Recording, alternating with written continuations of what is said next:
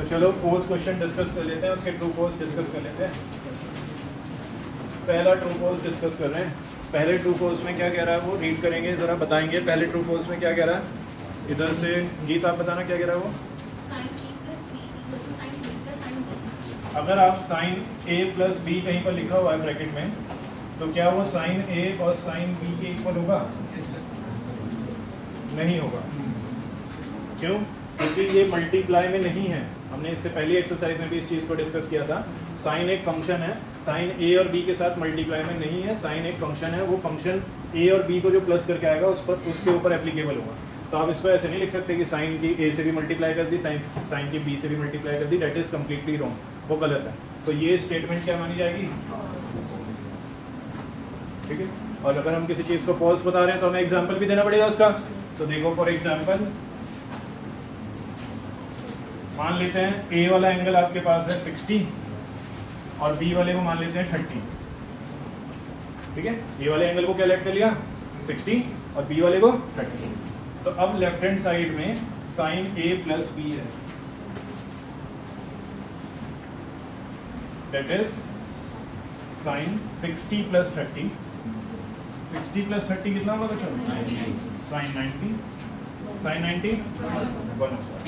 तो left hand side को solve करके मेरे पास 1 आ रहा है। प्लीज इसको साथ के साथ कॉपी भी कर लीजिए, इजी है।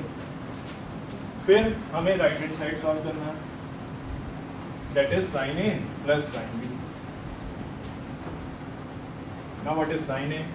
Sign 60, sine b is sine 30। रखर what is the value of sine 60? √3/2। अभी टेबल याद की है ना सबने? Aara Gupta what is the value of sine 30? 1/2। LCM आएगा 2, न्यूमरेटर में आ जाएगा √3 प्लस 1/2। तो आरएचएस सॉल्व करके हमारे पास क्या आ रहा है बच्चों? √3 प्लस 1/2। अगर आप √3 की वैल्यू पुट करते हो 1.73 और तब इसको सॉल्व करते हो, तब भी वो 1 के इक्वल नहीं आएगा। इसका मतलब एलएचएस और आरएचएस इक्वल नहीं आ रही है। तो ये कंडीशन कैसी मानी जाएगी? तो साइन एक फंक्शन है, साइन को आप ऐसे मल्टीप्लाई करके नहीं लिख सकते कि साइन a और साइन b। उसका मैंने एग्जांपल भी दे दिया, दोनों की वैल्यूज अलग अलग आती हैं। लेफ्ट हैंड साइड सॉल्व किया तो 1 आया, राइट हैंड साइड सॉल्व किया तो 1 के अलावा कुछ और आ रहा है। तो इसका मतलब ये दोनों कंडीशन सेम नहीं है। So this is false condition. किसी चीज़ को फॉल्स बताओगे तो एग्जाम्पल देना पड़ेगा। एग्जाम्पल हमने लिख दिया। किस किस को क्लियर हो रहा है? कोई दिक्कत इसमें? Everything is clear? कॉपी भी हो गया ये।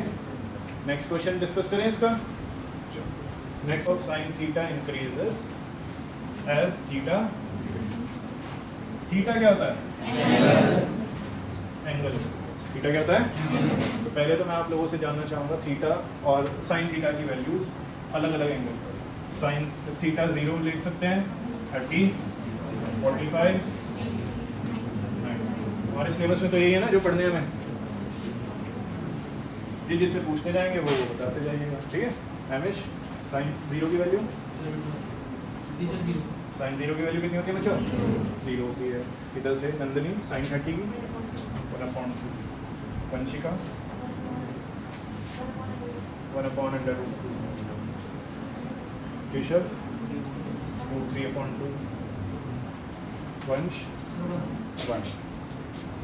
अब वैल्यूज ध्यान से देखना।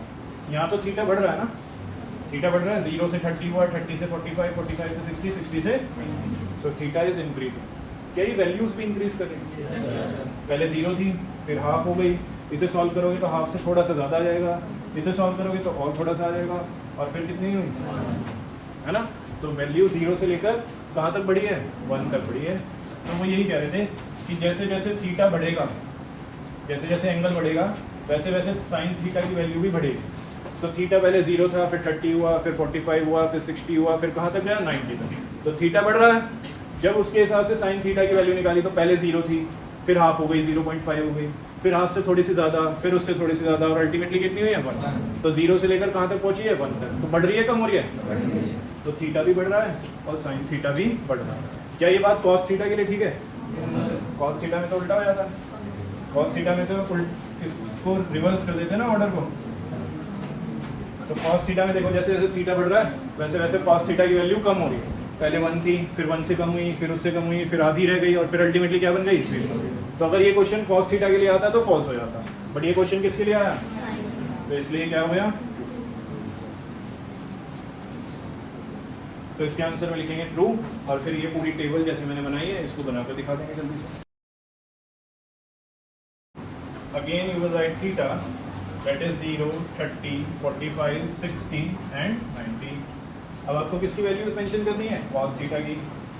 So cos theta is 1, then root 3 upon 2, 1 upon root 2, 1 upon 2, last is clear. So यहाँ से इस टेबल की हेल्प से we can easily say that if theta is increasing then cos theta is decreasing। और question में क्या पूछ रहा है, वो डिक्रीज कह रहा है इंक्रीज, इंक्रीज कह रहा है, तो क्वेश्चन वाली स्टेटमेंट क्या हो गई, फॉल्स। तो फॉल्स लिखकर ये शो कर दीजिए और फिर फाइनल लाइन लिख दीजिएगा, as theta increases value of cos theta decreases,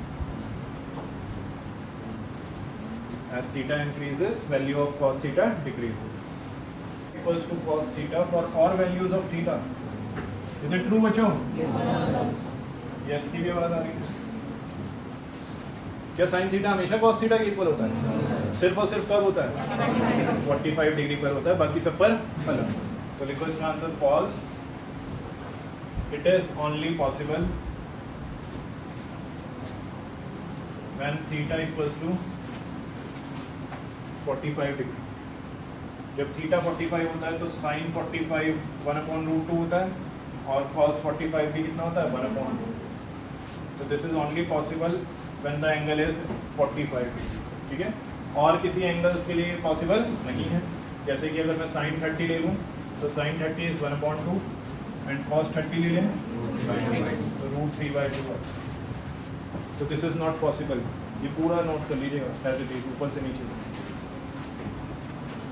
but ये भी पता होना चाहिए कब ट्रू होता है, ट्रू कब होता है, जब एंगल कितना होता है, 45 डिग्री।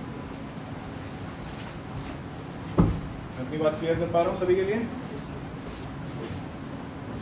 नेक्स्ट पढ़ें, डिस्कस करें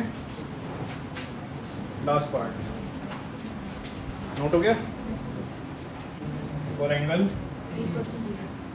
अब ये तो आप लोग बताओगे, आपने टेबल याद किया है। अगर एंगल 0 होता है तो कॉट 0 कितना होता है, नॉट डिफाइंड होता है। तो अगर कॉट 0 नॉट डिफाइंड है तो ये बात क्या कहलाएगी, ट्रू।